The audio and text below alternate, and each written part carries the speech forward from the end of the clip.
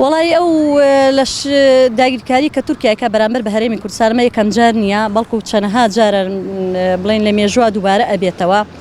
کە تا ئێستا هیچ چارەسەرێکی بۆ نەدۆزراوەتەوە. یعنی ڕۆژانە ئەو دەسەکە بە تۆبارانکردنی ئەو ناوچانە کە بڵین خەڵکێکی زۆری پێوە ئەبێت دەیەکان چۆڵەکرێن بۆ نمونە چۆنەڵێ ئەو خەڵکی ئەوێ جێگاکانی خۆیان بەجێ ئەهێڵن گەورەترین داگیرکاریە کە دژ بە میلەتی کورد ئەکرێ.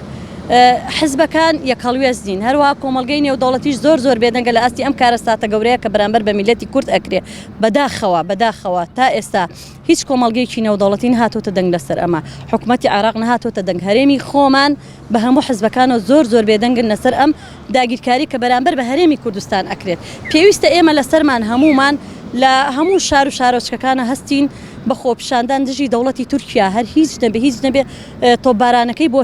هەموو میلەت کەم تەرخەمە کورد بە عام هەمومان حزبەکان مامۆستایانی ئاینی مامۆستایانی چۆنەڵی هەموو کەم تەرخەم هیچ کەسێک لەو بارەی و هەڵوێستینە بۆ زۆر بەداخەوە بە تایبەتی حکوومەتی عێراق حکوومەتی هەرێمی کوردستان ئەبووای هەڵوێستیان هەبووایە حزبەکان هەمویان ئەوای هەڵوێستیان هەبوو. من سەرەتاوە کوژنێکی کورد دژی ئەم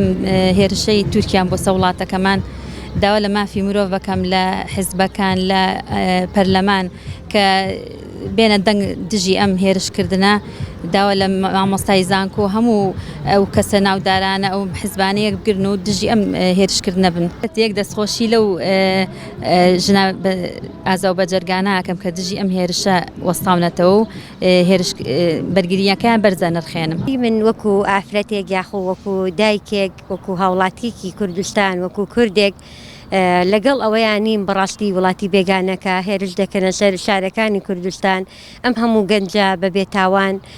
هەمووی دەکوژرێ جەرگی دایکیان دەسووتێ بەڕاستی ئەمە کارێکی نەشیاوە حەقی خۆیەتی کە سەرۆکانی وڵات سەرۆکی هەرێمی کوردستان بە تایبەت بێتە وەڵام لەمە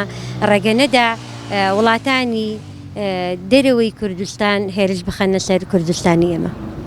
ئەوانیش بەڕاستی جێگەی نرخاندنن دەستیان خۆش بێ کۆمەڵە ئافرەتێکی چاو نەترسن کا بەڕاستی لەو شاخانە شان بەشانی پیاوان لەوەیە دەجەنگن. بەڕاستی گەلی کورد هەموو کاتێ ئەو لە کیمیاباران هەر بێدەنگ بوو لە ئەنفال هەر بێدەنگ بوو لەمەشا هەر بێدەنگە بێ بەڕاستی ئەو مەسلحەتی خۆی لە پێش هەموو گەلی کوردیشەوە.